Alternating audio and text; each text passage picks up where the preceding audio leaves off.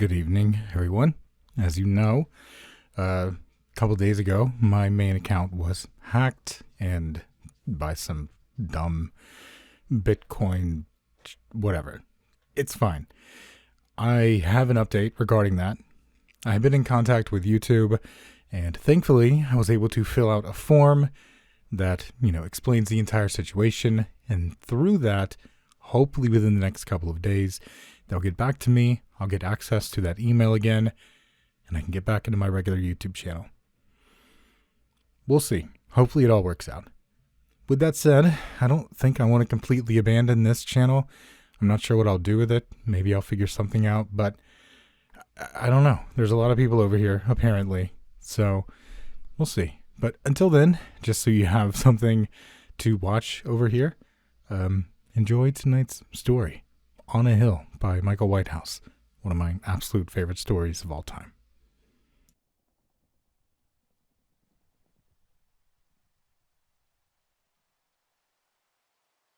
The events of the past several days have both shaken my understanding of the world and left me with a disheartened and perplexed disposition.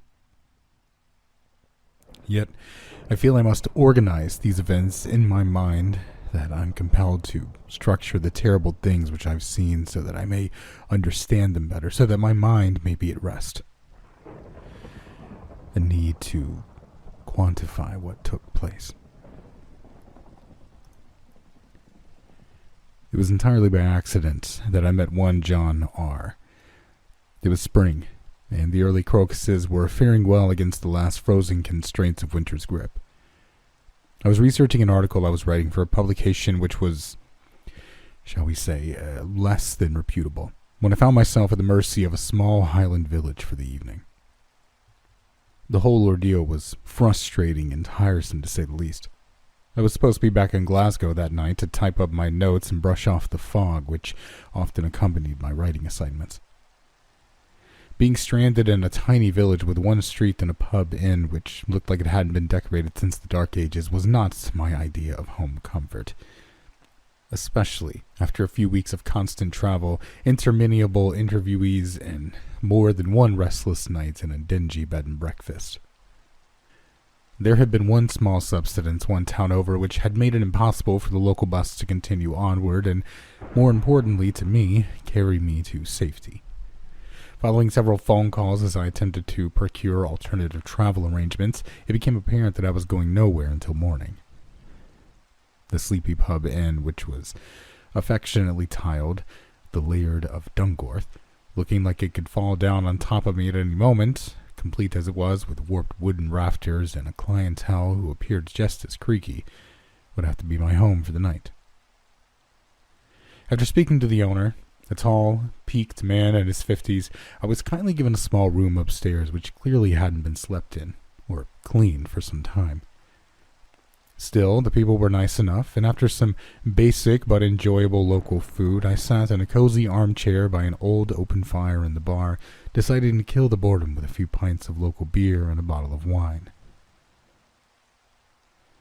The flames danced around before me, and as the evening drew in and the numbing of alcohol took effect, I actually was quite content, almost glad to be in such rustic surroundings. The village may have been somewhat bleak, but against the cold winds outside and a darkening sky, the inn was not without charm. I'm not sure how long he'd been sitting there, hypnotized as I was by the heat from under the mantelpiece and a few glasses of red, but it became apparent that I'd been joined by another guest at the end. He sat across from me in a broad and frayed armchair on the other side of the fireplace, sat there gazing at the flickering flames. He was curious in disposition. Outwardly, he appeared to be relatively young, probably in his early 30s, but his persona was swamped in a fragility which one would normally not expect to see in a man of his age. His face glowed in the firelight, carrying with it worry and lines which betrayed an inner turmoil. His eyes defocused, glazed over, and his hands trembling slightly as he warmed them by the burning embers. "Is there a problem?" I heard the words, but did not register them until they were repeated. "Excuse me, is there a problem?" The man addressed me in a sharp manner, and I was taken aback by the realization that I had been staring at him for several minutes. "No, not at all," I answered apologetically. I thought I recognized you." As he turned to face me, he displayed in his expression a look of disbelief at my obvious lie, but thankfully not without a small vestige of good humor. "I apologize if I was a little abrupt with you," he said. "It's just that I'm sick and tired of people staring at me around here." He raised his voice at the conclusion of his sentence and cast a wide eye around the pub to the few scattered drinkers and lurkers who populated it. I sensed that those present wished to avoid his gaze. We then diverted into an hour or so of small talk. His name was John R., and he was a land acquirement agent from London. He claimed to be appraising a location nearby, which a local farmer was willing to sell off to property developers, but I immediately sensed that he was not comfortable talking about his work. In fact, he quickly changed the focus of the conversation on me entirely. My job, life, family, anything. It was as if he needed our exchanges to continue in an obviously failed attempt to keep his mind distracted from a hidden anxiety. Each time I attempted to ask a question about him or his life, he would either provide one or two-word answers or ignore them altogether, moving quickly into a question of his own. Finally, the conversation ran its course, as they often do with only one real participant, and for a moment we sat in relative silence. The only sounds coming from a few locals propping up the bar and occasional clink of empty glasses being washed and cleaned by the owner. The pub was now noticeably dimmer, with most of the light being provided by a few small overhead lights and fire which continued to crackle and flicker all evening. I turned to one of the windows outside, seeing nothing but darkness. And then the words just escaped from my mouth without a thought or effort. "Why would people be staring at you, John?" There was a long pause as I looked at him while awaiting an answer. His eyes trained to the floor, but his face etched in worry. I expected no in-depth response given the curtness of his previous conversation, and so continued drinking my wine when he suddenly replied in a somber tone. "They all know, but they don't have the courage to speak about it." Turning to a few of the fellow drinkers still in the pub, he then shouted, "They're all afraid." The response from the landlord and his patrons was unusually muted. They seemed to ignore John's accusations entirely, with only the briefest hesitation of movement or conversation proof that they had actually heard the outburst at all. I did not expect such a volatile response, but there was a desperation in that shout, anger and frustration. Then looking directly at me with what I can only describe as a mixture of fear and heartbreaking, he opened his mouth as if to speak again before hesitating once more. I sensed that the man deep down wished to finally relieve himself of a burden, as if some piece of toxic information was boring into his very soul. As a writer, my curiosity was captivated by the possibility of an enthralling tale, perhaps even one I could use as the basis for a future article or story. Anticipating that he now only required the slightest push to confide in me, I leaned over and whispered, "What is it?"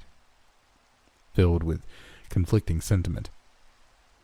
I could feel that I was about to become privy to something very important, yet by his trembling and anxious demeanor, I dreaded what that something might be.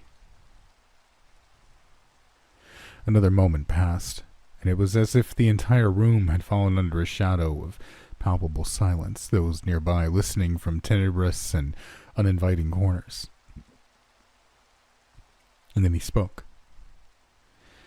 "If you'd be kind enough to share your wine with me, I'd be glad to tell you," he said softly.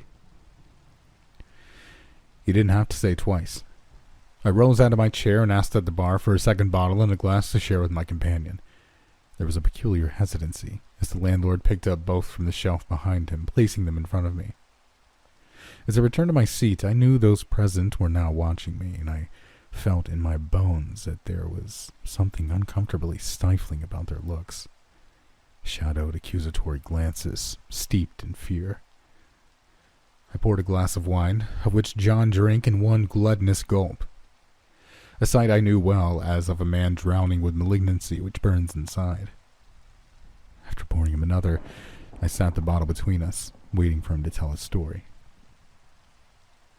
After looking down at his drink for a moment, he raised his head, staring intently at me as the fire crackled and burned. Then, as if exorcising a burden from his soul, he began. John had initially intended on spending no more than a few days in the village. Even after traveling all day from London and the evening bringing with it the bite of the Scottish winter, he intended to get started as quickly as possible. The quicker he was finished, the quicker he'd be home. Working for a large property acquisition firm, it was his job to facilitate rich clients in their pursuit of land on which to build on. The individual he was representing at the time was especially interested in buying some farmland with a beautiful country view, where they wished to build a large holiday home for their family. The location in question had recently been put up on the market by a local farmer who'd fallen on difficult times as the economy wilted. John was therefore hired to evaluate the land and negotiate a price, based on the recommendations made by a group of surveyors who had been there the previous week. After checking into the Laird of Dungorth, he drove his car to the farm, which was only a few miles outside of the village.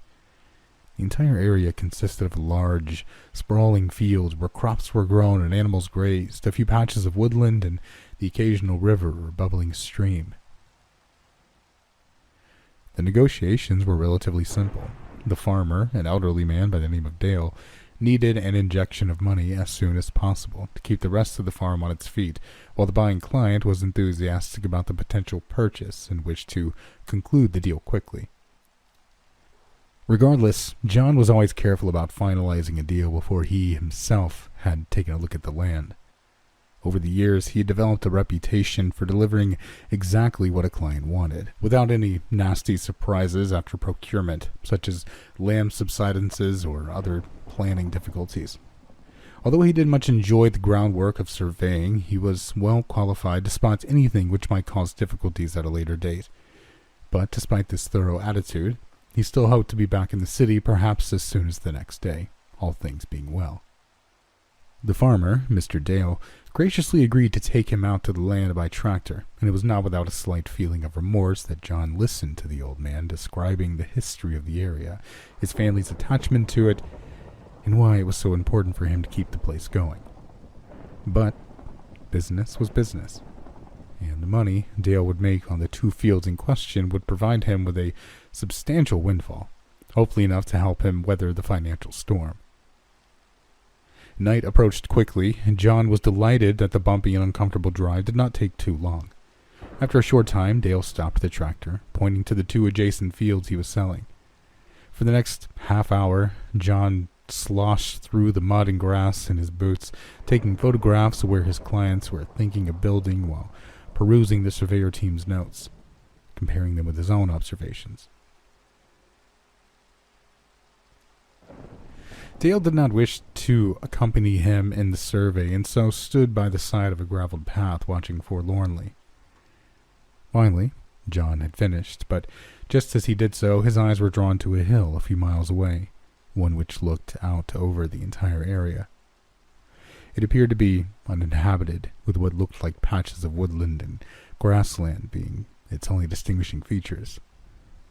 Despite its distance, the hill seemed to dominate the horizon, and without verbalizing it, he felt as though it was special or unique somehow. On returning to the tractor, he pointed to it, but Dale seemed unwilling to talk about that particular subject, answering any questions pertaining to it with an icy silence. It was John's job to keep a portfolio off land.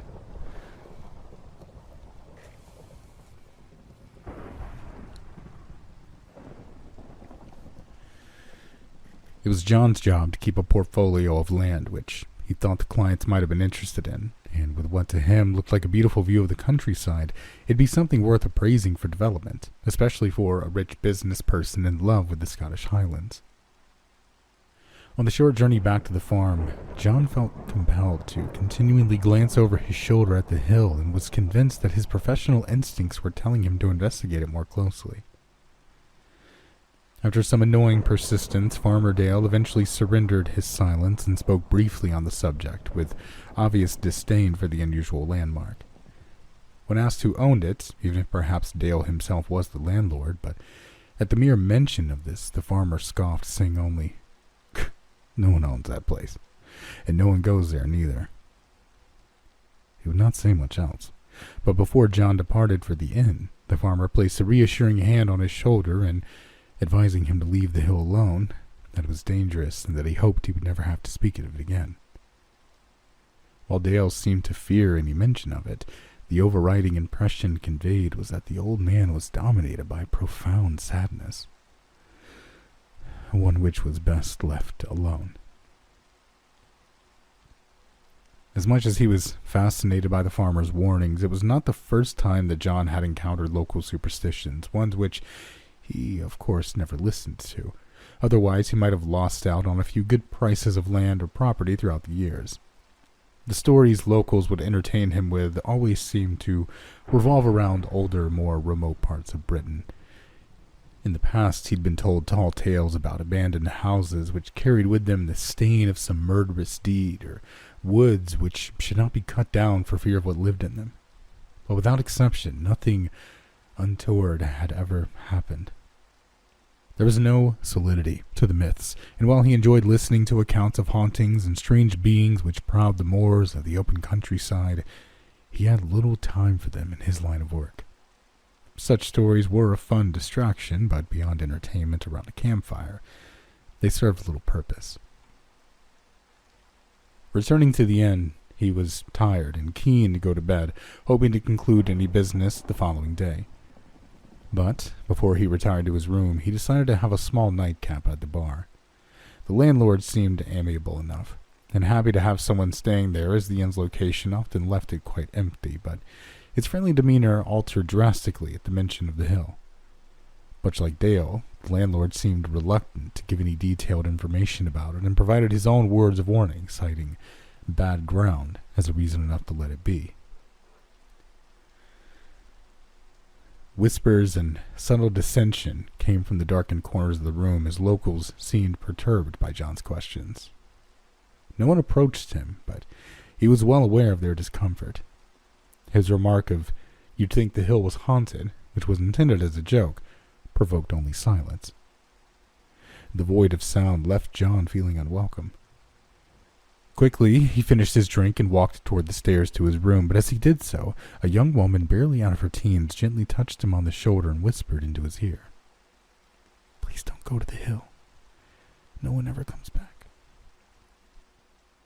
The landlord was within earshot, and quickly chastised the girl for even mentioning it, then turned his back while cleaning a pint glass, saying in a stuttered tone, "You sleep well, sir. I hope you can conclude your business tomorrow and get back down to London quickly." To John, it sounded more like a warning than a simple good night. The next day, he rose early and made his way downstairs to be greeted once more by the landlord, but the man remained relatively quiet, which John found odd since he'd seemed to be quite a talkative fellow when he'd first arrived. Dismissing his host as just another individual averse to mornings, John grabbed a light breakfast and then made his way back out to the farm to conclude the purchase of Dale's land. As he drove along the quiet country roads, appreciating the impressive landscape even in overcast weather, the farm came into view, but in the distance, so too did the hill. He thought that it seemed a little more prevalent or imposing than the day before, with its crooked structure leaning toward the village in the distance, but quickly shook those feelings from his mind, regarding them as the after-effects of townsfolk and their superstitious behavior. And yet, there was something about this place. With only a few administrative duties left to perform, John was hopeful that he could be finished by noon and then make the long 7 or 8 hour drive back to London, finishing up some loose ends before taking part in his usual routine. On a desk in his apartment sat a 30-year-old bottle of Balvenie malt whiskey, which he would pour a glass from after completing an important deal. This would be accompanied by a cigarette or two, the only time he smoked, as he couldn't trust himself not to succumb to the habit. A takeaway meal and the next day off from work, to do as he pleased. These were the times he enjoyed the most, the conclusion of a deal and a little break before once again being sent to another remote corner of the British Isles. Sitting in Farmer Dale's cottage, John enjoyed the coziness of the place and its antiquated decorations, which reminded him of his grandmother's house as a child. Many of the facings were original, and he was certain that much of the house must have stemmed back countless generations. Dale himself seemed in a more pleasant mood than the day before, making his guest a cup of tea and a sandwich while John prepared the last of the paperwork. As the old farmer pottered around with a kettle and a pair of cups in his hand, John glanced through a nearby window, noticing that the house itself looked out toward the nameless hill a few miles away. Without thinking, he mentioned casually that those at the end seemed wary of it too. On giving John his tea, Dale sat down at the opposite end of the kitchen table, stirring his cup thoughtfully.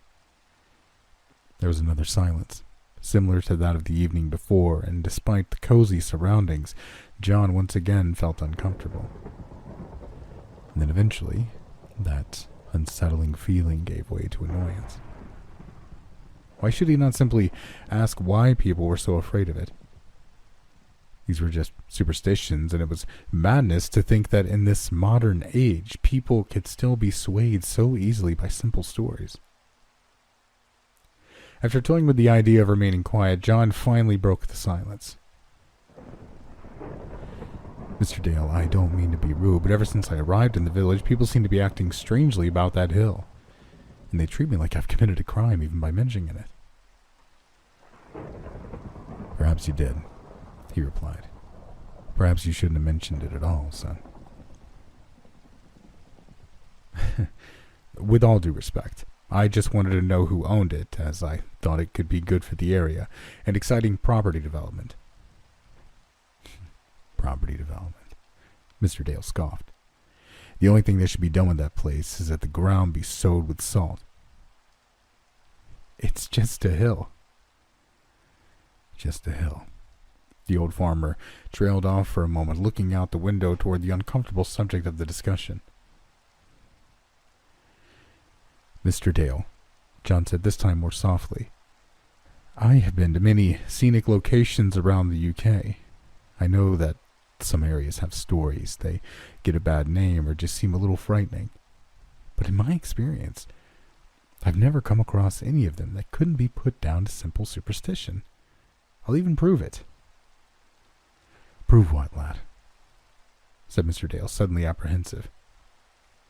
I fancy a stroll before I head back to London. I think I'll take a look. Standing up abruptly, the farmer appeared now more anxious than angry. His upper lip quivered, and he had the appearance of a man who had been hiding a destructive amount of stress from the outside world, just waiting to be vented. You mustn't go there, he shouted. Please, Mr. Dale, I don't mean to offend you. John's thoughts now turned back to the deal at hand, and with nothing signed yet, he did not wish to jeopardize it with his curiosity. How would he explain that to his client? The old man slumped back down into his seat, his eyes glazed over as if fighting a losing battle against an onslaught of terrible memories. I lost my son to that place, he said, trailing off. Oh, God, I'm terribly sorry, Mr. Dale. Please, accept my apologies. Let's just forget the whole thing. No, it's not your fault. The old farmer smiled across the table with a sorrowful countenance. No one talks about my boy. I'm not allowed to. The locals think that just speaking about him and the others will somehow bring more misery down to the village. After a brief pause of contemplation, he broke down, saying, He was a good kid. We're not built to lose our children. Oh, God. Burying his head in his hands, he began sobbing uncontrollably. John didn't know what to say. He could only offer, I'm sorry. Is there anything I can do? Wiping the tears from his eyes, Dale sat back in his chair mournfully.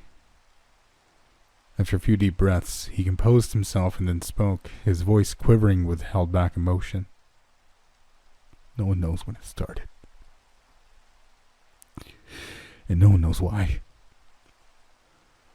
"What started?" asked John, his compassion now overpowered by his curiosity. "I grew up in this village, and even when I was a boy, people didn't have a clue.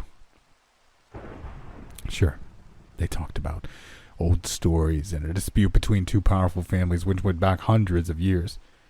Dale leaned forward, scratching the graying stubble on his chin before continuing. "But no one knew their names. At least no one who was willing to talk about the hill. The deeds to that land are probably sitting in some solicitor's safe with the owner living the high life somewhere, unaware of the price we've all paid. Surely there must be a record of the owners." "I'm sure there is, lad, but you won't find anyone around here who wants to know.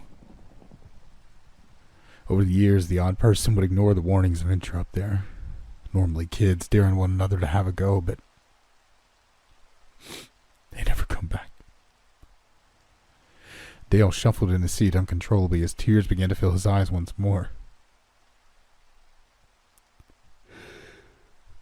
"My boy, he didn't listen. And just like that, just like the others, he went up there and then he was gone." "Surely you went after him?" asked John in disbelief. "Yes, I did. I tried to go up there, but as broken by grief as my wife and my other children were, they pulled me back from the foot of the hill. They knew it would take me too." "So your own son could have been up there, hurt, dying, and you didn't go after him because of a stupid superstition?" The idea that myths and lies could have resulted in a young boy's death enraged John, yet he felt ashamed of himself as soon as the words left his mouth. Dale suddenly flew across the table, grabbing his now unwelcome guest by the collar, battering him against an old stove. "Who do you think you're talking to?" Dale screamed, his voice shaking John to his core. For an old man, he was still as strong as an ox. For a brief moment, he thought that the farmer was going to hit him, but then, just as quickly, Dale relinquished his grip, turning his back. "When you have 3 other children to feed and a wife who would be heartbroken, you'd think twice about going up there too. Besides, a few of the boys from my village helped my wife, and no one would let me go. Not because they cared about me. Well, maybe some of them did, but mainly because they live in constant fear of that place, of what's up there. It might come down and pay us all a visit."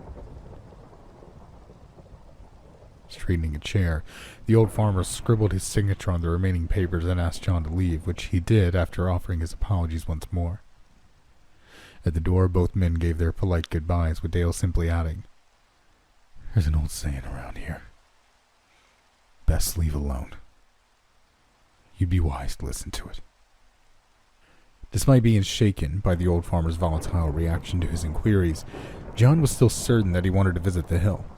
Knowing that those in the village would try to dissuade or even physically restrain him from doing so, he was resolute in driving there immediately from the farm. As he got underway, he thought that perhaps some good could come of it. He could break their fear of that place, but it was more so his stubbornness which now motivated him. He wanted to prove that he was right, and if he discovered a piece of land perfect for development in the process, all the better. Getting there was more troublesome than he'd first anticipated. While there was a small country road which led to the foot of the hill, it had been apparently blocked off by the villagers. An arrangement of large concrete slabs, red bricks, old wooden posts, and other discarded materials had been unceremoniously dumped at either end of the road, making an entrance by car an impossibility, and by foot only with great difficulty. Seeing the very real and physical lengths which the locals would go to in order to stop anyone from accessing the hill, John felt an increasing impulse to reach its peak, and then return to the village to let those below know how ridiculous they'd been. After leaving his car by one of the blocked entrances, he climbed over the stack of rubble with some effort, careful not to cut himself on anything which protruded, and then made his way along the road. For a moment, he considered what he might find on that hillside, and the very real possibility of discovering the grim remains of a previous visitor, thoughts which momentarily left him questioning his current course of action. The road was just wide enough for a single car, and it had obviously been left to the elements for some time, with large potholes scarring its surface and deposits of mud and gravel covering the tarmac in places. As the hill came into view, he was struck by how much larger it appeared to be than he'd estimated. From distance, he would have assumed a quick hike to its peak, but looking at its incline arching away from him, he realized that it would probably take around 2 hours to reach its crest, and that was only if a track, or at least good footing, could be found.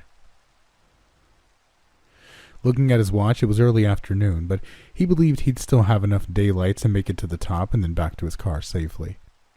It was there that he began to notice some of the strange landmarks' more peculiar features. It stood quite alone, with no accompanying hills around it, as if it had been left there in isolation, quarantined from the land itself. Its ascent seemed more pronouncedly crooked than it had at a distance. Asymmetrical, leaning slightly to one side in a bizarre fashion, and its surface was covered in sporadic pockets of trees, while wild and untamed collections of long grasses, a tangle of dead yellow strands embraced or strangled by the green shoots of more successful strains invading all around. Most surprising of all was that there was a man-made path which ran up toward the peak, one which he was delighted to discover. It had been spared the onslaught of the wiry and spiny grass which had consumed everything else. For a moment John considered that this was all a hoax and that he was the victim of an elaborate joke, but the path looked well worn as though often used. But then a much darker thought flirted with his rational sensibilities. The hill itself was leaning inward, enticing visitors, welcoming them to an unknown destination. He quickly dismissed this notion and continued on. An old gate blocked the way. It was wooden, but had obviously been subjected to the ravage of the Scottish weather for some time, as its surface was partially eaten away by green moss and mold. As it creaked open, John stepped over the threshold, and as the gate closed behind him, a shiver ran up his spine, accompanied by a mild nauseous feeling in his throat. If he'd been superstitious himself, he would have said that the place was bad, that the air seemed foul. But he was not easily affected by such thoughts. It was more likely that something he had eaten had not agreed with him, rather than the hill itself acting upon his nerves. Wandering up the path, he attempted to make as good a time as possible. The idea of making his way back down at night was not one to be relished. With unsure and unseen footing, and as the afternoon sky was already a little dimmer than it had been at noon, he marched up the hill with intent, excited to take in the view from the top. The incline increased slightly, and with it so did the sporadic nature of his surroundings. The long grass had claimed everything, bar the path, and as clumps of trees occasionally flanked him, he could now appreciate why the locals had come to fear such a place. The reeds of dead grass and ivy encircling each trunk suggest a malevolent purpose. Some of the trees had even fallen over, taking unusual positions at steep angles, appearing as if they had been pulled into the earth, broken by the fingers of grass which had clung to the husks of wood like a very real leviathan. But while the idea was fanciful, somehow the hillside did indeed feel wrong, unnatural in places, and as John ascended it, a coldness began to creep up his arms. He'd hiked before, and in his job he had often been required to brave the wilderness while evaluating the land, but this felt different. It was as if the land was affecting the temperature rather than the weather, making it increasingly difficult to ignore the oppressive atmosphere of the hill. Stopping for a moment, he rubbed his arms hastily to warm them, pausing to appraise his progress. He was astonished by how far he had actually climbed. He'd been walking for no more than 20 minutes, but looking in the direction he'd come from, he must have been at least halfway up the hillside. But how could he be? At every evaluation of the hill's size, it seemed to confound the previous conclusion. It was as if the place was warped somehow. John laughed to himself at being so swept up in the impression of his surroundings. And yet the silence bothered him. No birds, no rustling bushes filled with rabbits, foxes, or even insects. Indeed, the entire hillside felt dead. No, not dead, he thought, but in the grips of death itself. It was, however, winter, so perhaps he should have expected the seeming sterility of the countryside. But the quiet still perturbed him. Then another unusual phenomenon came to his attention. An inconsistency. Something which contradicted his own memory, his very faculties. The path behind was now different. While climbing, John had been amazed by how overgrown the hillside was compared to the track leading upward. This led him to suspect that it was perhaps used regularly, but on looking down the hill, it now appeared to be engulfed by the wandering hands of nature, perhaps not completely, but certainly to a far greater degree than it had been before. The grass swept over it, while bushes and trees leaned in nearby, suggesting a more rugged terrain than he had initially noticed. Yet the path ahead lay clear. Looking to the world outside and down below, everything appeared distant somehow, almost synthetic in appearance. The colors were not as vivid. The meadows which populated the valleys had forgone their vibrancy, and the sky itself filtered down toward the ground with what John could only describe as false light. He struggled to dismiss the unwelcome feelings he was experiencing, and while he continued on for a time, as he climbed, the nausea from when he'd first stepped foot onto the hillside returned. The cold sensation which had enveloped his extremities had progressed like a disease, penetrating the insides and chilling him to the bone. John had tried his best to reach the peak, but he was no fool. He knew that not a month passed without a report on the news about an inexperienced walker or climber going missing on a remote mountain, and while the hill was seemingly more a humble prospect, he was now willing to accept defeat, even welcoming it. The surroundings felt menacing, and his current physical condition was enough to cause retreat.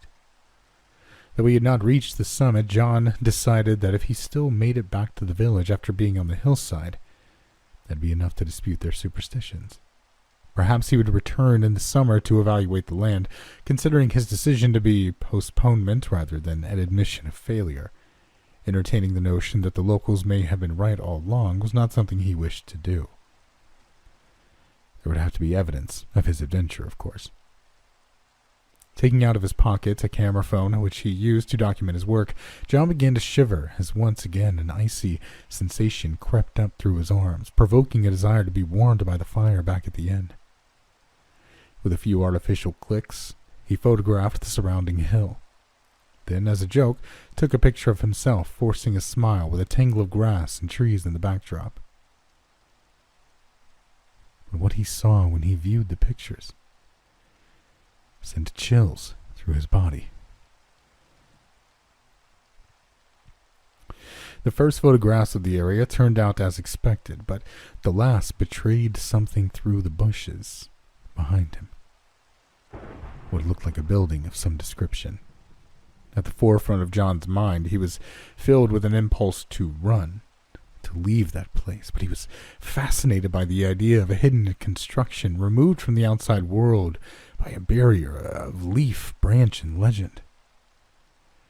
Taking a deep breath, he crept quietly through the twisted grass, pulling the leaves of a large, low-hanging tree to the side.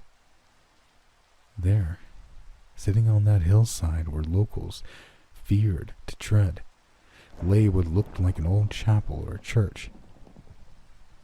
One small steeple reached upward toward the sky with large stained glass windows, many of which were broken, dotting the shell of the gray stone building, speaking of days more prominent and glad. John's heart raced at the sight of it. Perhaps this was the reason why the hill had been tarnished with superstition and myth. An old abandoned church was certainly a fertile foundation for frightening tales. Yet the church itself did not banish his own feelings of caution.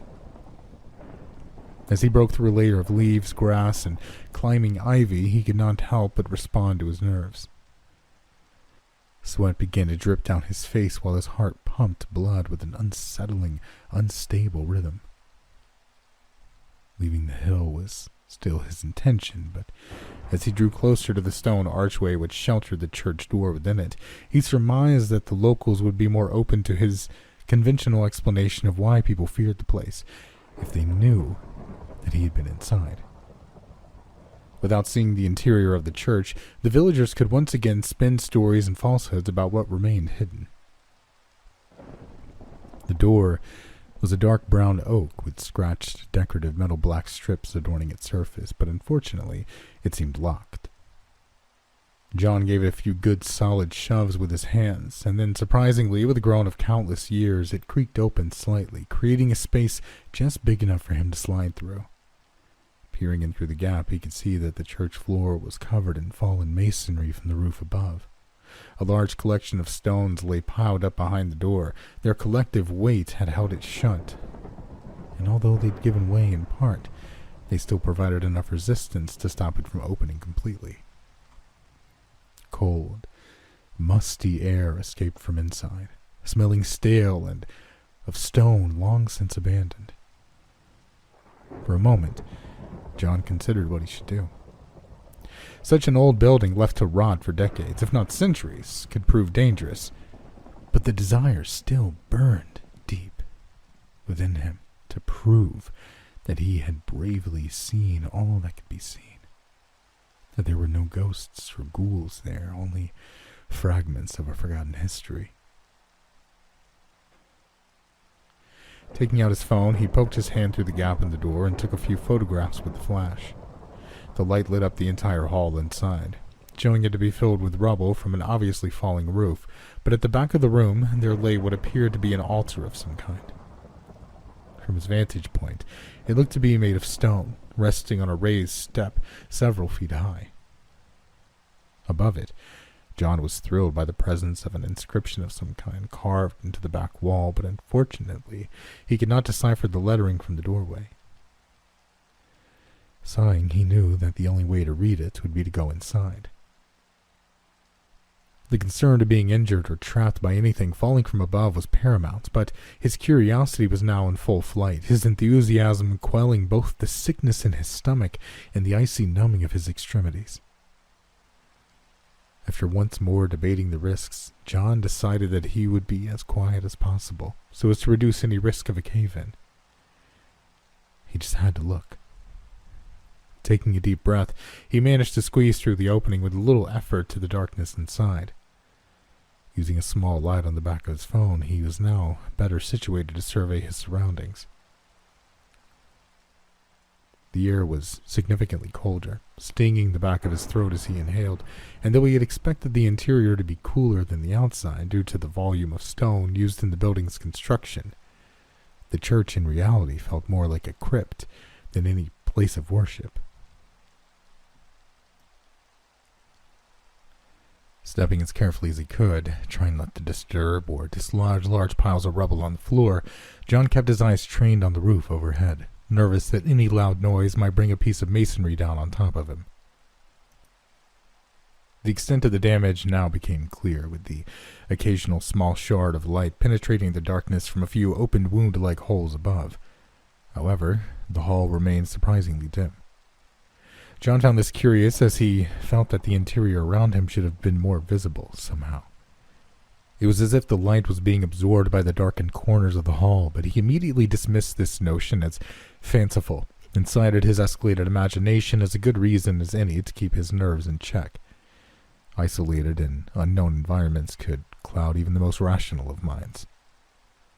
After climbing over 2 substantial piles of rubble, being careful to avoid several large, sharp pieces of broken wood jutting out from underneath, he finally found himself at the rear of the church hall. There lay the altar, a table carved from stone and smoothed by attentive and devoted hands. It was easy to imagine how frightened a priest from the Dark Ages would have seemed, poised up there, spouting fearsome tales from an unenlightened position, foaming at the mouth about damnation and demonic forces preying on the souls of the weak. A sense of elation and excitement filled John's mind. To be standing near something with such a deep sense of history, yet He considered warily the possibility that the altar had been quarried from that very hill, wrenched from a deposit of rock deep in the ground, born of process far older than humanity itself. But the thrill of such an old and rare discovery quickly extinguished those thoughts. So enamored by the object was he that he almost overlooked a small, open doorway to the right of the altar, which appeared to lead down a flight of stairs to an underground chamber, possibly a vault or a tomb. Shivering at the thought of what lay below, he knew that even with his level of skepticism, there would be no venturing down there. Superstition or not, wandering underneath the floor of a clearly decaying building was not a wise idea. Pointing his phone's narrow beam of white light to the rear end of the hall, it cast a diminutive yet welcome glare over a series of dusty steps which led to the altar's platform. A natural arrangement of which a priest or preacher would have delivered their service hundreds of years ago, but yet there felt little that was natural about it or its housing. Again, a creeping unease began to ruminate in his mind as he imagined a fervent and angered holy man standing above all, shouting cryptic and doom-laden parables of ancient origin at a huddled, confused, and frightened congregation. Making his way onto the platform, eager to study the inscription on the back wall more closely, his attention was unfortunately distracted from the cluttered ground as his foot clipped a broken rock lying on the last step. The noise of his fall echoed throughout the building, with the sound ricocheting from wall to roof. For a second he imagined that he heard a fainter sound stirring from elsewhere, close but far.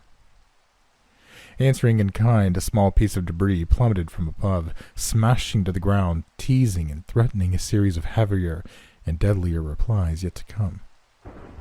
Relief coursed through his body, glad as he was that the object had not been more substantial in size, and even more so that the stone impacted the front of the small doorway rather than against his head. He was becoming increasingly unsure of his safety. Regaining a solid footing, he stood up on the platform, holding his shoulder, which was now battered and bruised, keeping his eyes trained to the roof nervously, all but for a gentle wind whistling through holes and gaps in the building's outer shell. Silence was omnipotent. Anxious that any other movements might bring the entire ceiling down on top of him, John waited for several minutes before assuming temporary safety from further falling masonry. And then slowly, and more carefully than before, he turned and appraised the altar more closely. Religious iconography dotted its sides, along with strange, jagged symbols which he did not recognize. It was easy to imagine a communion of sorts being given from there, each member of the congregation somberly approaching, disheveled, malnourished, receiving a blessing from a stern priest who spoke more of wrath than love. John would happily concede to anyone that he was not the most creative or imaginative in nature, but there in that forgotten place he was surprised by how vivid his impressions were. He could almost see those who would have worshipped here. Pallid faces sheltering from the bitter cold of winter, bodies withered by the fruitless produce of a poor harvest. Yet fear of something extraordinary and undefined suffocating their every thought. Yes, the church was a decrepit little place that it was easy for the mind to populate it with the ghosts of lamented souls. Of course, he had no way of knowing how correct or inaccurate his assumptions were. Shirking off the shivers of a wondering mind and laughing to himself for being so easily affected by the place, John's gaze finally fell upon the inscription carved above into the back wall. Reaching out, he ran his fingers over the dips and through the edges left by the author's chisel. It was clear that the message on the wall was out of place, rushed as it was, with each letter unaligned with those which came before it, suggesting them to be the product of someone hurried, wishing to spend as little time with the church as possible. Standing back, the light from his phone now illuminated the words which came sharply into focus. Those who dwelt in Dungorth took this hill in 1472. In 1481, we gave it back, in hope that those we disturbed will forgive us our trespasses. Contemplating the meaning of the inscription, he stood motionless once more as the fearfully apologetic wording began to gently disturb him. Either the region was one of struggle, having been previously settled by another clan, or perhaps the original inhabitants of the hill shared a preoccupation with myth and superstition with the modern counterparts in the village below. At first, the noise did not filter entirely into his awareness. It was only when repeated with uneven rhythm that his mind recognized its nature. Still facing the inscription, his back turned toward the church hall, the creeping cold sensation he had experienced outside returned sharply to his arms. His body quivered in retaliation to the temperature which had nosedived at an alarming rate, its breath visible in panicked puffs in front of his face. John's flesh crawled once more with fear as the sound of one foot scuffing a stone floor nearby was slowly followed by another. But who would be in such a place? Not one of the villagers, not with their superstitions and stories of warning and omen about the hillside. The footsteps felt close, and his confidence diminished. John's thoughts now fled simply to escape. As the noise increased in volume, threatening proximity, it was clear that he would have to rush past whoever stood there to make it to the door. There was nothing left for it. He had to push the jarring fear from which now gripped him out of his mind. Slowly he turned to face whoever was behind him.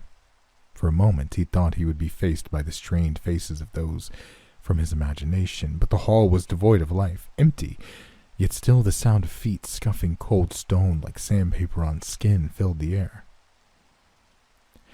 John's frozen grasp rang out as something moved into the corner of his eye. Turning quickly to the darkened doorway which led underneath, the head of an indecipherable figure moved as its body raised up slowly with each shuffling step from below. Terror coursed through his veins to such a degree that his rationality melted, only to be replaced by pure instinct. As he burst into a sprint, jumping off the platform, leaving the altar and inscription behind, he felt a deep and unyielding fear tear at his insides.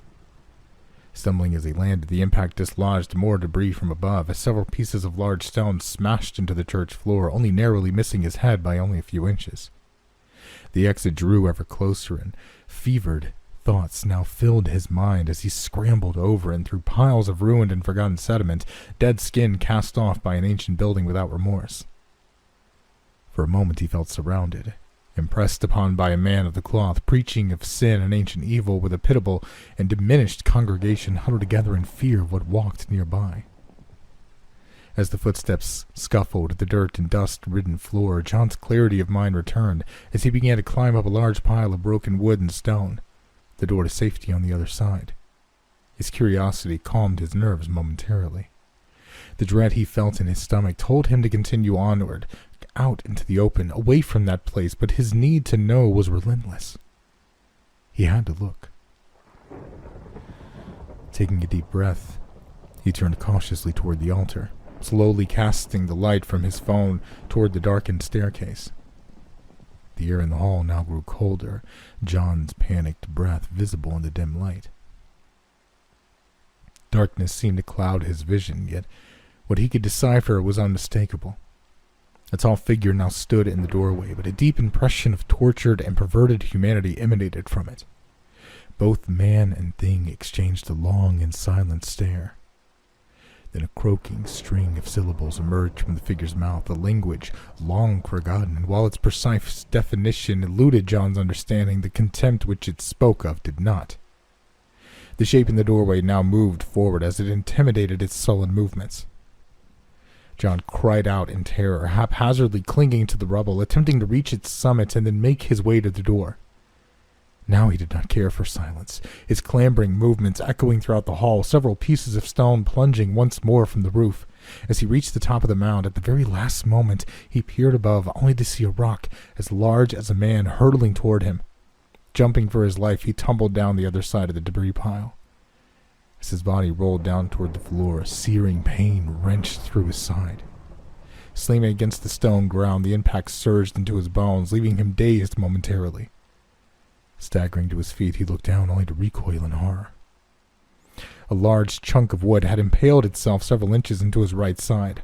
Blood poured from the wound as he almost instinctively pulled out the piece of wood, it grating against his insides before finally being removed. He He let out an anguished scream, but as he did so, he turned to a noise from behind. The pain in his side was agony, but the sight he beheld was worse than any sensation. The figure in the door was writhing on its belly, dragging itself at an impossible speed over the rubble toward him. Its body blackened, the bandaged remnants of a white shroud sliding over the jagged surface with ease. Stumbling in shock, John was paralyzed with fear. Then the realization took him. Escape was close. Limping badly toward the door, its slight opening now within grasp, he shoved his body through the gap into the light outside. The door pressed and prodded at the wood on his side, sending strikes of pain piercing through his abdomen.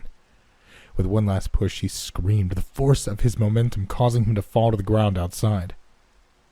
Looking up through the gap stared the entombed figure with its face sneering from inside, its arm outstretched, spitting a violent, deafening groan out into the retreating sunshine.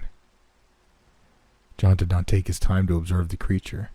He staggered once more to his feet, his hand now drenched in blood as it clenched the open wound in his side.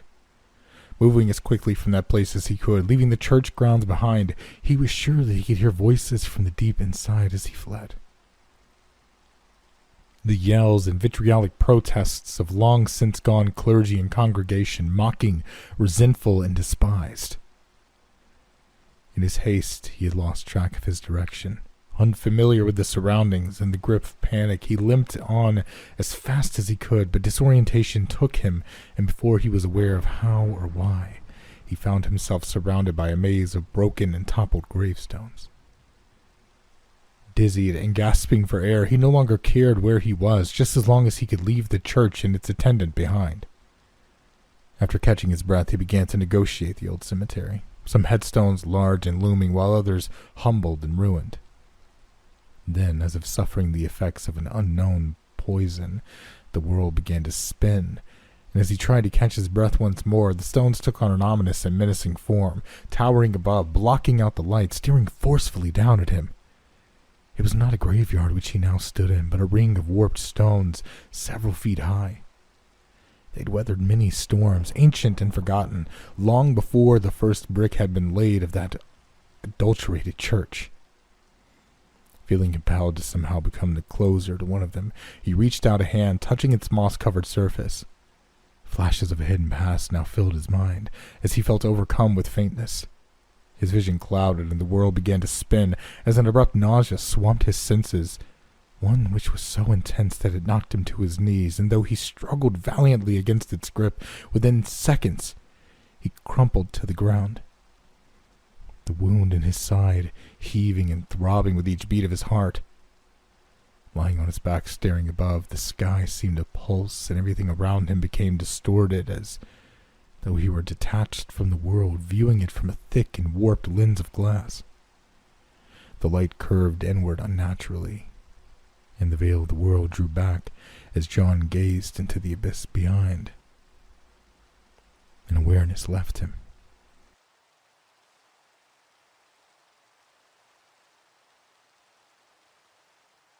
He awoke to the silence of earth. Wisps of broken grass touched his cheek as the wind carried them away to an unknown destination. The sky was black, while no truly living thing stirred. John did not know how long he had been unconscious, but the blanket of stars above him left him in no doubt that it had been at least for several hours. The sickness remained, though not as potent, but the wound in his side still wept blood. Rising to his feet, it became clear that his body was still under the effects of whatever was on that hill.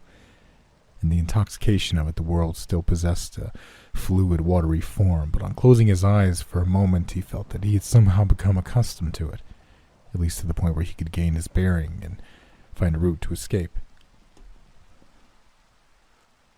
Luck was on his side, as the moon was present above, albeit only as a partial waning crescent. This provided him with enough illumination to gauge the strange world and its shapes which surrounded him. He was unsure if he remained where he had fallen, as the ancient standing stones, which he remembered vividly and with no little sense of dread, were nowhere to be seen. But as he stood there with his hand vainly attempting to stem the blood from his side, a frightening realization crept toward him.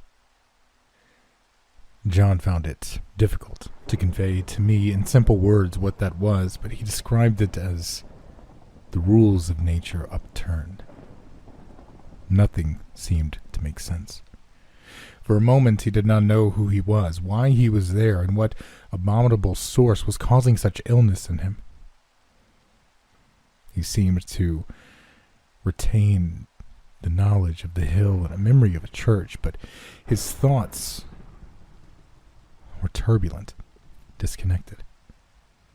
Fleeting moments of identity would quickly be surpassed and replaced by utter confusion, but regardless of the affliction, one constant remained.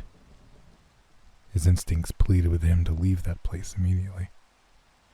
But in this fragile state of mind, he could not tell which way would lead him down to the land below, and which route would send him upward, to whoever or whatever sat on that summit. The sensory intoxication was an experience unlike any other. The world unraveled. A smell of sickness tinged the air. Whether it was his own vomit or the illness playing tricks, he did not know, but within that stench there was something else.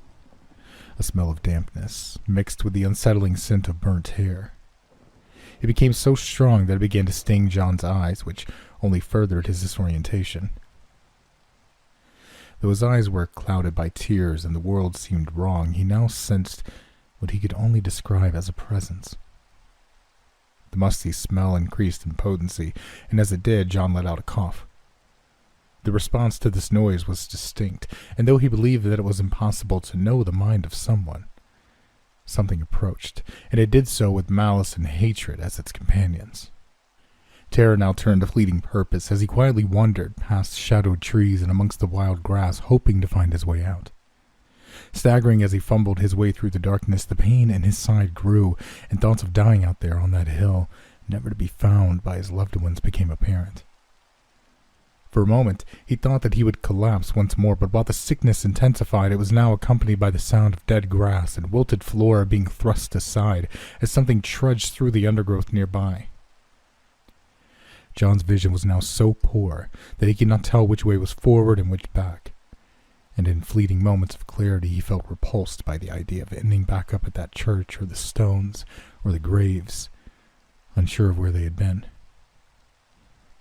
He was utterly lost, and something which called that hideous hillside home now approached. Be still. But silence nor darkness could shield him. No realm of oblivion could provide obscurity for a wickedness as old as the earth. Now stalked a man who once laughed in the face of superstition and myth. The air grew denser, and what little light the sliver of moon above provided diminished as though it were being sucked deep into the ground with no escape. And then, nothing. The noise of branches and grass being broken and pushed aside ceased, and in its place a void of sound almost unbearable. At the end of his nerves, John could feel any remaining vestige of hope or escape abandon him. It was close. Its breath could be felt upon the air, foul, rancid, as something which long ago lived and yet had not relinquished the desire to cause hurt and pain. And then movement. Dead leaves cracked under its weight, the long grass, which had seemed impenetrable, so dominant now, torn and broken with each shuffling stride. The only thought in John's mind now was to hide. Slowly his breath stuttered, and quietly gasping he sank into the long grass, and there he lay, silent and terrified. The presence was closer still, and in the darkness he thought that at times he could see the vague shape of a figure wandering just out of reach. It circled slowly, coming closer, then retreating as if searching the ground meticulously. And then finally, the sound of its cumbersome footsteps grew distant and then ceased. John breathed a sigh of relief, and then a hand touched his face. Survival now took him, and with a yell of utter terror, he rolled onto his side. Searing pain ran through his body as his own weight and motion thrust an uneven piece of ground deep into his wound. A low groan escaped from whatever monstrosity stood before him, and then, without knowing which way to proceed, John became motivated by a new impetus, jumping to his feet and bolting in a random direction, hoping beyond hope that it would lead out of that madness, that nightmare. Trees and grass flew by in the pitch black of night. A thick miasma of sickness and burnt hair encircled everything, eliciting convulsive retching as he ran. At last he knew where he was. He had his bearing, and it was one which he hoped he would never possess again. The church loomed tall and twisted before him. Something hurtled through the trees behind, and in that moment it would be upon him. At least he knew which direction to go. Running as he did to the side, toward the path which he had ascended earlier in the day, a worn track which would lead him to safety. But the land appeared unfamiliar and unnatural. The very shape and construction of his environment seemed to have bent to an unknown and malevolent mind. He had to continue on to get away from what pursued him. The path must have been in that direction. Then finally he broke through a line of bushes and trees into a clearing. His heart sank to the depths he did not know. There stood the church once more, but it appeared different somehow. By night, the building seemed to possess a more sinister and bizarrely altered form from its daytime persona. For a moment, John imagined its steeple to be not of rock, stone, or concrete, but of vine and earth and wood, spiraling toward the heaven which had long since spat it out at the world. The rustle of trodden leaves approached once more as he stumbled and gasped for air. The pain from his wound was now almost unbearable, each step forward accompanied by an internal blinding, tearing sensation. Forced to flee across the face of the church by his stalker, John moved as best he could, staggering and limping, weak and exhausted, entering a thick network of brambles and thorns. His clothes caught as the barbed appendages of the plants scratched at his face and arms. It was no use. He couldn't outrun what was coming. Looking over his shoulder, someone was clearly ripping through branches only a few feet behind. Fear coursed through John's veins as his stalker now bore down on him. Letting out a cry of pain and anguish, the thing amongst the branches seemed to stop for a moment, observing him struggle, his hands cut and grazed by thorns. John pulled and grabbed at the thicket in front, trying to escape, and then, to chill his bones once, the figure behind stared, letting out a harrowing groan, somewhere between a laugh and a sigh of satisfaction. They began moving at a great speed, breaking through the entangled cage of thorns and branches with ease, closing in quickly. With a scream of pain and disbelief, John finally broke free of the thorn's embrace, but despair haunted him. There the church stood once more, almost mocking, twisted and warped in ways that no human architect could conceive of. Staggering with a little flight left, he moved past the church once more as his assailant broke through the tree line, rushing toward him. John increased his pace as best he could, but by now he could muster little speed. The heavens now opened, and swaths of liquid poured over the church, flowing to the ground beneath, which quickly became sodden and waterlogged. John's strength diminished as he fell to his knees, admitting defeat as a hunted animal relents at the end. And then, salvation.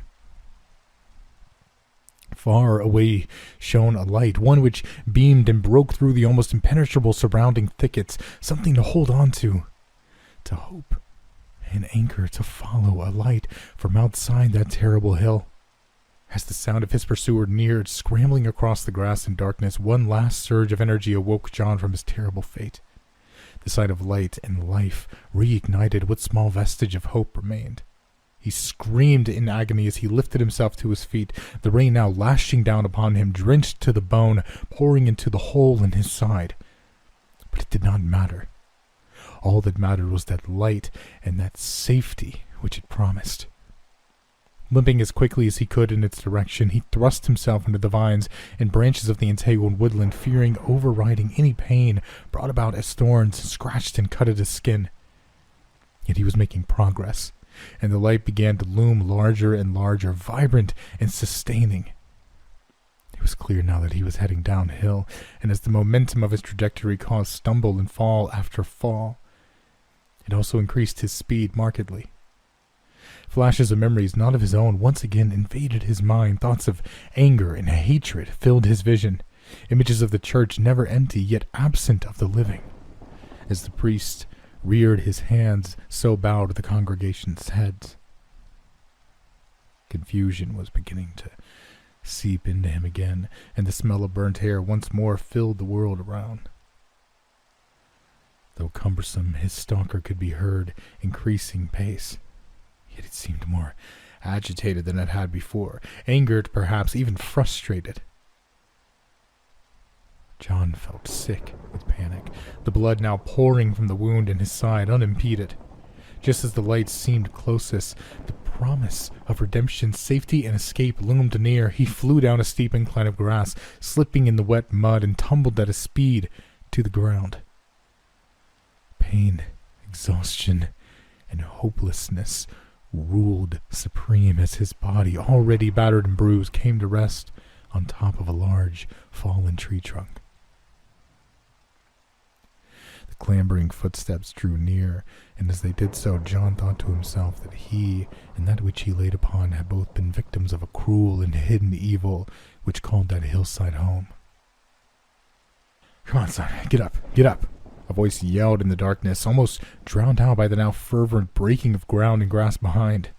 The world seemed warped, but his consciousness now prepared to wither once more from his mind. Clarity returned, and John realized where he was.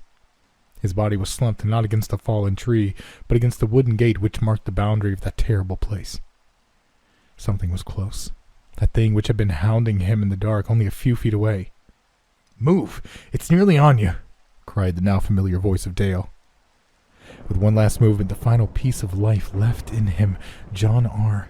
opened the gate, falling face down into a puddle by the roadside.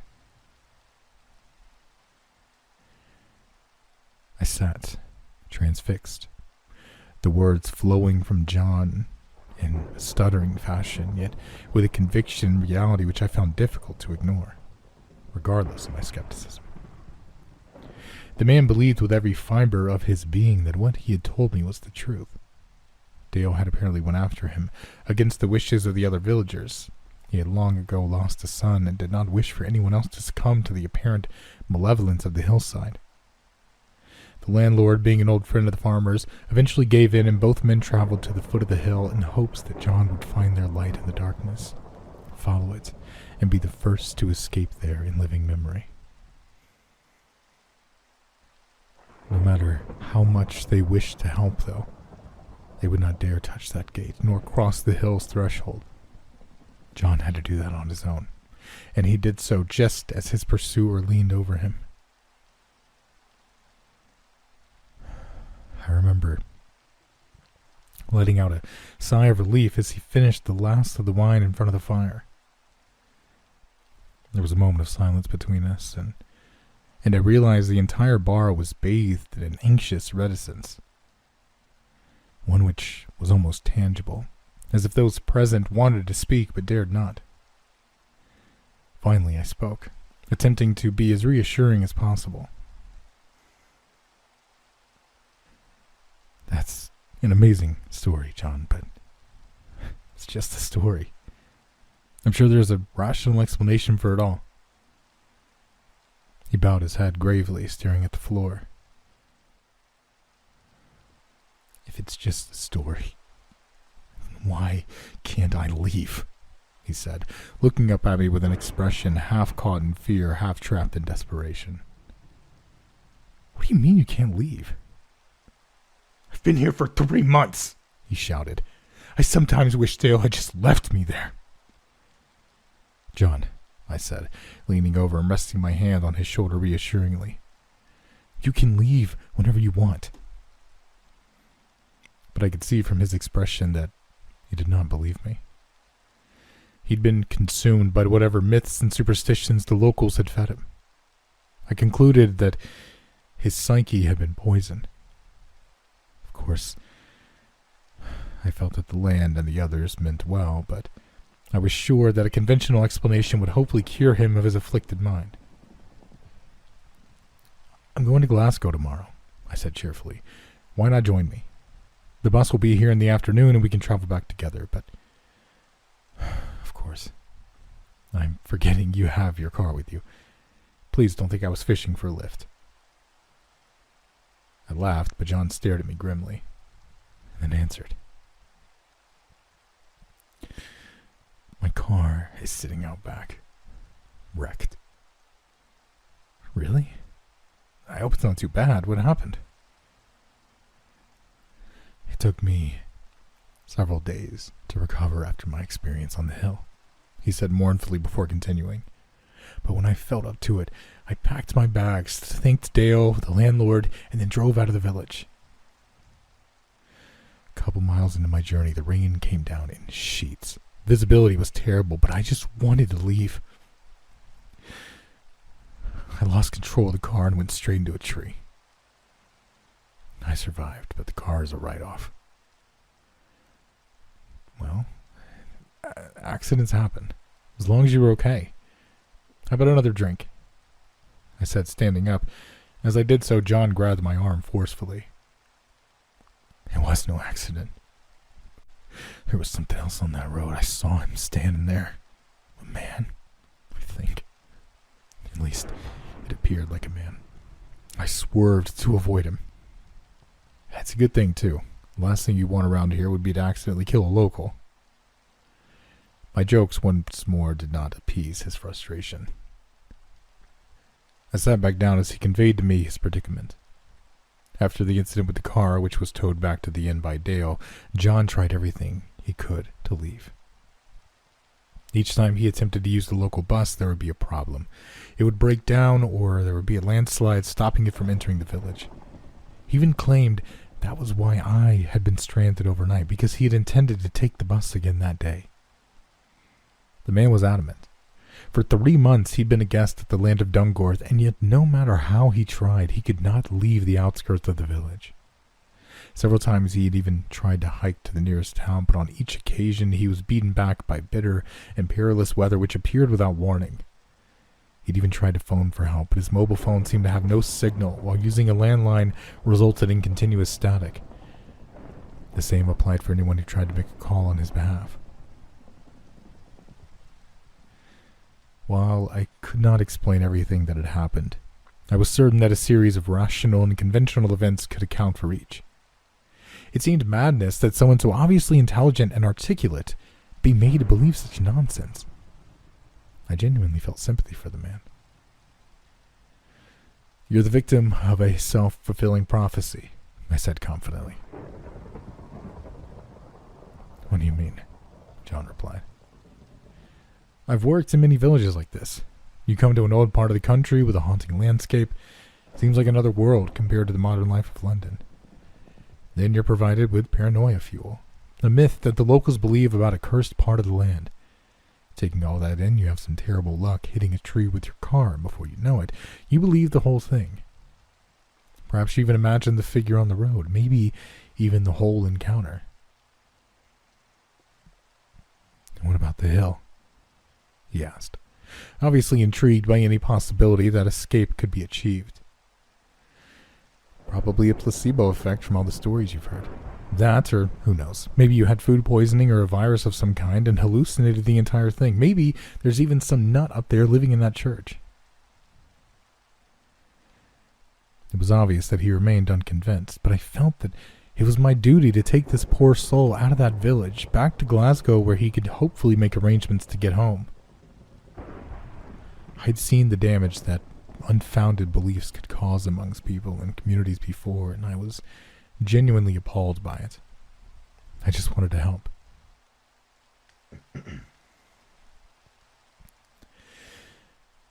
"Tomorrow, we'll get the bus together, and I'll buy you a pint in Glasgow."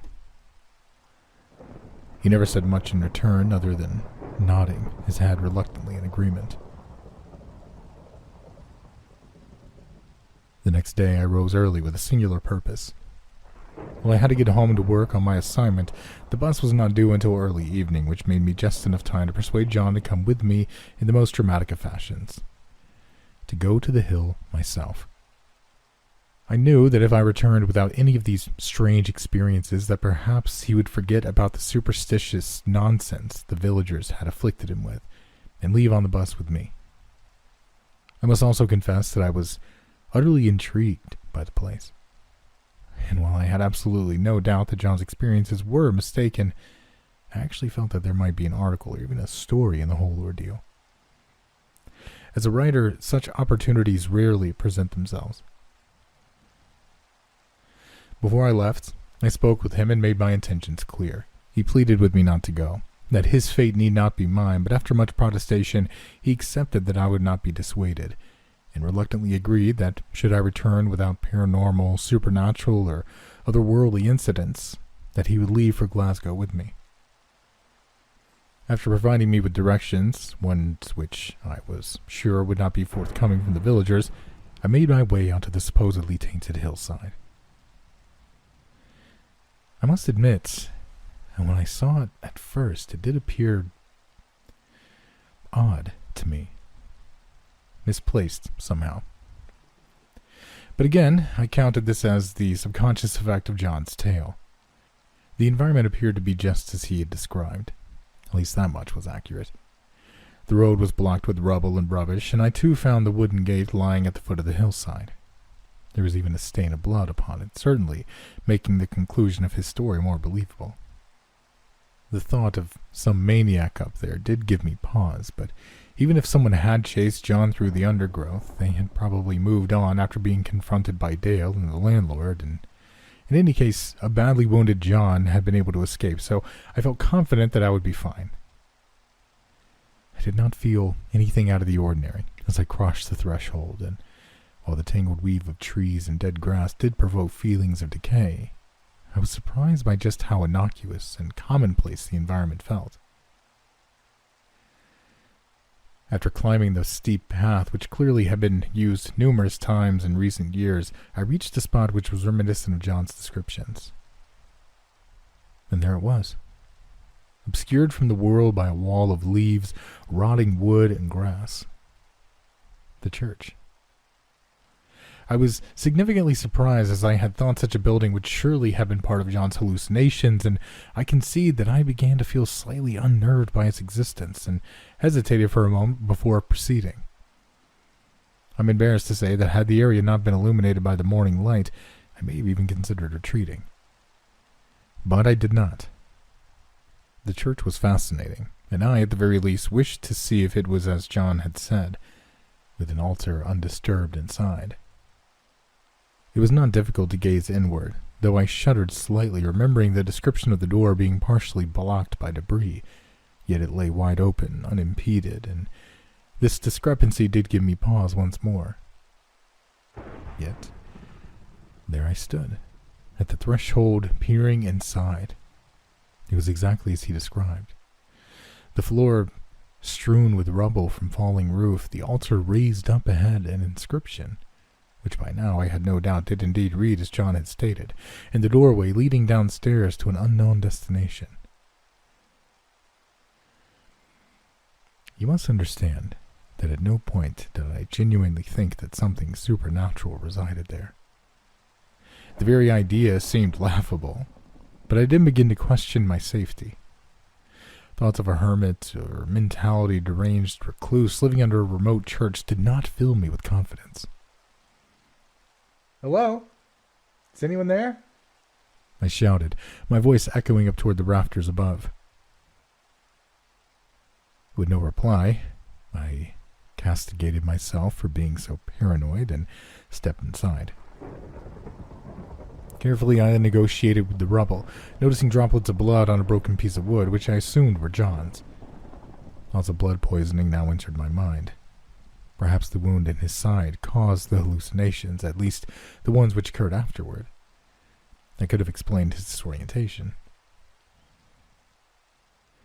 The altar stood as he had stated. Realizing that I may need to prove that I had been there to reassure him, I took out my phone and started taking pictures of the church interior. With each flash, the hall lit up, and as it did so, my mind crept back to John's description of a zealous priest and a fearful congregation huddled under the protection of the church. But protected from what? Turning to the darkened doorway which led underneath the building, I felt my heart begin to race at the prospect of descending the stone staircase. But I was compelled to, although not for entirely altruistic intentions. Yes, I did want to show John that there was nothing down there, and that the beliefs which seemed to hold him paralyzed within the boundary of the village were unsubstantiated, but I also wanted to know what lied beneath. Why did this church have a subterranean level? Was there a crypt? My curiosity piqued and my mouth watered at the possibility of publishing an article describing my discovery of an unknown archaeological find with perhaps an important and valuable relic or two within. As I approached the door, I could feel the cold air breathing from below. Using the light from my phone, I cleaned my nerves, which had begun to grate on me, and looked cautiously inside. A steep and narrow flight of stairs dripped down to the ground beneath. The walls were darkened gray and seemed to have been carved or formed with far less care than the rest of the church. I shouted down there once more, but again no one replied, and I therefore assumed the place to be abandoned. As I descended, I was surprised by just how long the staircase actually was, and by the time I reached its conclusion, estimated that I was at least 50 feet beneath the old church. It appeared peculiar to me that a level would be so far beneath the ground, and questioned myself the purpose of it. Why had the architects, builders, or followers of the church dug so deep? At the last step, I composed myself and turned to face the darkened doorway at the conclusion of the staircase. The blue light from my phone illuminated everything around. And what I saw deeply disturbed me. A large room, the floor littered with rags and stone and human bones. I could not tell how many bodies had been left to rot there, for they were too numerous. The chill in the air was pronounced, and I felt frozen to the core, not just by the cold of the stone which surrounded me, but by the sorrowful feeling I felt inside. It was almost as if I could imagine people huddled down there, spending their last moments hidden from the sun. The very impression I had was that they had died there, yet I did not know why I was so convinced of this. Taking a few pictures, I then entered what I can only describe as a mass grave. I was careful not to disturb the bones, but I'm ashamed to say that I felt the crunch of a few underfoot. To the right lay a doorway leading into another chamber, and while I did not wish to disturb the tomb any more than I already had, I felt compelled to know the entire story. That is, what else was down there. Above the doorway sat a stone cherub, carved with a degree of artistic flair, putting it at odds with the room full of bones, but the childlike face wore a strange grin upon it. Not of joy or playfulness, but of taunting and sadomasochist indulgence. The very sight of it left me with a feeling of revulsion, and so I quickly entered the other chamber to be removed from its gaze. Inside was a large room, much grander than the one before. I could tell immediately that something of importance to those who had built the church had once been housed there. The walls were adorned with beautifully carved symbols, some Christian, but many of nature I could not identify. In the center of the room lay a block of solid stone, 3 feet across. A large hole lay to its side. On the rock was the following inscription: "Here lies the Father, loved by some, hated by many." As I pondered the epitaph, I peered into the hole. The grave was vacant, but I was glad that I'd seen it before walking around the room, as I was deep and wide enough to have given me a nasty fall. Being stranded down there with a broken leg was not something that I wished to consider. The dirt inside the grave was stained black by what looked like a deposit of charcoal throughout, but the fringe of the hole was surrounded by a circular pile of dirt. I assumed that grave robbers, or perhaps those who had hated the man, had removed his body long ago. The air of the place was beginning to affect me intensely. Each breath inward was jagged and cold, and the discomfort was such that I decided I'd seen enough. While taking a few pictures to document the tomb before leaving, the flash from my phone brought something on the floor into sharp focus. Covered in earth and dirt lay a book which poked out slightly from the ground. Gently blowing the dust from it, I carefully lifted it up, resting the book on top of a makeshift gravestone. The binding was ancient, peeling slightly as I ran my hand over it. The dark red cover, which I could not identify the material out of which it had been made, spoke of time gone by and of stories lost yet important. Deep down, I knew that such an item could be removed carefully and studied by scholars, but as a writer, my passion for a story compelled me to see what it contained. Opening it, I was amazed. This was a chronicle, a handwritten account of the history of the church, its congregation on the hillside, a snapshot of a people long since forgotten. It was written in a linguistically confused tone, as the wording seemed to be a mix of Old Scots English and phrases in a language unfamiliar to me, one which I assumed to be Celtic or Gaelic in origin. However, the passages in Old Scots I could read to a degree. What follows is a loose recollection of what had been inscribed there.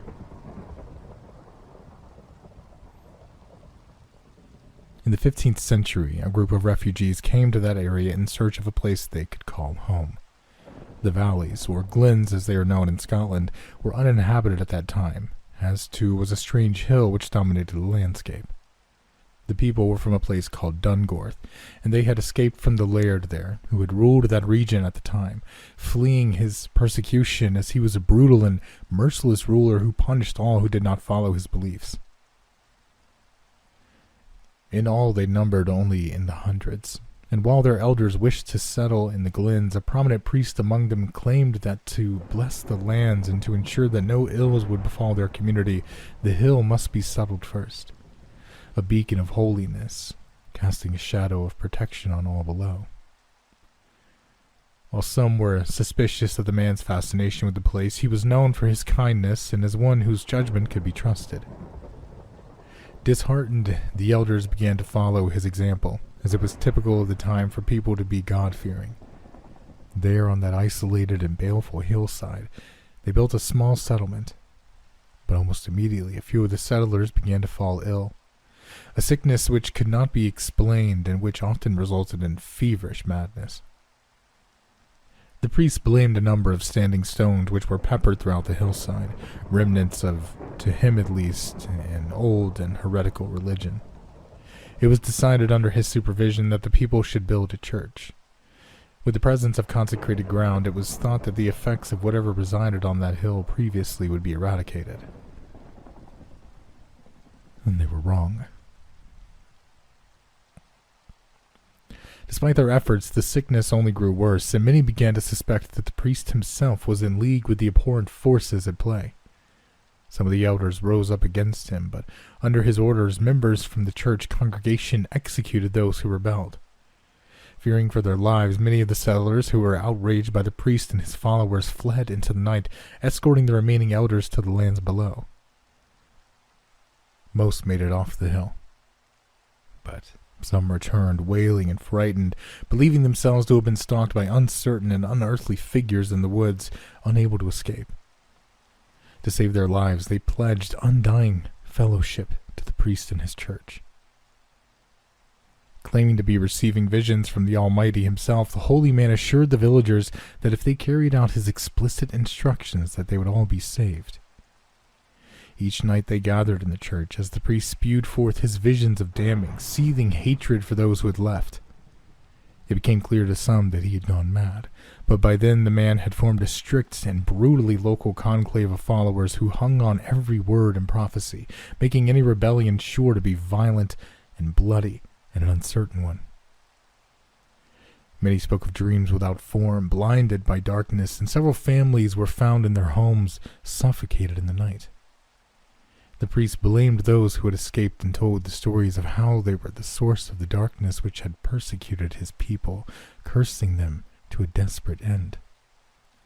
Bitterness and anger swept through the community, and several villagers were selected to descend the hill and bring back the elders who were to be judged and sacrificed if need be. but no one could leave. No matter how hard they tried, the church loomed large. No matter which way they walked, down or up, they would appear where they had begun, confused and disoriented. The sickness spread, and the village watchmen, one by one, were found choked and mutilated in the streets, with witnesses claiming to have seen strange entities prowling around at night. In the panic, those left had no option but to cling to their religion for salvation, in the hope that the church would protect them. They huddled together underneath its roof in abject terror for what approached from the shadows outside. Here, the writing changed markedly, becoming jagged, fervent, and even more pronounced. The priest himself had taken over from the town chronicler, who he deemed to be unsatisfactory. Several pages followed, pockets of English entangled with what looked like Latin, and a number of unusual and indecipherable languages. Each page was filled with pain and scorn for those who had left, and then the words just stopped. Standing there in that Stygian and foreboding place, I ran my fingers across the spine of the book and could see clearly that the last page had been torn out. What it could have contained, I don't know. I felt overwhelmed by the account which I had just read, as a very real and palpable fear surged through my body. The thought occurred to me that the accounts of the sickness which had plagued the exiles of Dungorth seemed remarkably similar to John's experiences. I could not avoid the coincidence, and I began to suspect that something had in fact infected them after all. Something tangible. Perhaps a contaminant in the ground. Poison, maybe. I'd read about pockets of methane gas escaping through the earth and at sea, which had killed many, but it was not out of the question that something similar, perhaps in a smaller dose, could in fact have caused mass hallucinations, sickness, and even madness. It was the most feasible explanation I could come up with, yet why had I not been affected? Perhaps, as the chronicle had stated, some people were more immune to the contaminant than others. My attention now turned once more to the grave, or at least what was left of it. I wondered what the people did with the body of that loved but hated priest, assuming that was who the father referred to. Did they rebury it in another location? Perhaps his followers were worried that his grave would be vandalized. The answer became clear to me almost immediately. They'd burned him in his grave, under the very church he had built. The hole where his body once lay, now marked internally by the blackened stains of smoke and ember. I shuddered at the thought that he may have been thrown down there and set alight while still alive. The air now grew noticeably colder, but this was not what marked the beginning of my ordeal. I leaned over, looking closely at what I saw on the rim of the grave. I could not bring myself to believe it. There, on the brim of the hole, was a callous signature left by the church's former attendant. In the darkness I must have missed it, but now it was unmistakable. There, on the edge of the grave, was a handprint, blackened and burned, as if someone clawed their way out of the eternal and forsaken pit. The breath spiraled slowly out of my mouth, congealing in the icy surround, while my heart raced at the mere possibility of what had risen from that hole in the ground. As the air grew colder still, I stood up and made my way to the foot of the stairs. I had to get out of there, into the sunlight, into the open. It was then that I heard it. At first it was merely the impression of a sound, then more definite, rising in intensity and clarity. Something stirred above. People, many of them, groaning and lamenting, crying for their lives in unison. Chants in the darkness, both Christian and something older, a fetid religion that had been best left in the ground. As the wails of misery ascended, a single voice rose up out of the cacophony, deafening and terrible. It spoke of the end of days, of betrayal, and of the unimpeded sin. The voice yelled and screamed, renouncing all who did not listen, a vengeful sermon from that stone altar above. I cannot put the fear into words. Alone in the cold darkness of a defiled crypt, with no way out other than up and into that church hall where something hideous now relived, forgotten in terrible times. The screams grew louder as the banging and scuffing of feet rushed toward the staircase, toward where I stood. Such pain in those voices. I ran in terror as they flew down the ancient staircase toward me. Without thinking, I jumped down into the empty grave, switching the light from my phone off, and found myself cowering, shaken to my very core by the agonizing voices which cried out against the world and one another in the next room. Hate and utter despair at evil, both outside and in. The roar of agony increased. Men, women, children weeping and cursing a God they believed had forsaken them. Accusations, persecution, and the tearing of flesh, and then silence. I clung to the bottom of that charred grave with my fingernails etched into the soil. Any skepticism I had for unseen and hidden forces had receded, shaking violently in the cold bleakness. I waited for several minutes before switching the light of my phone back on. Peering over the brim of the grave, I pulled myself silently onto the floor. The rooms were empty, all but for the broken bones and skulls of countless lives ruined by whatever evil lay in that hillside. I finally plucked up the courage, and with the nerves shredded and beliefs shattered, I climbed the stairs slowly, scared rigid at the thought of what might be waiting for me at the top. But it was my only way out, and I'd be damned if I was going to end my days the way those poor people had, cowering deep below.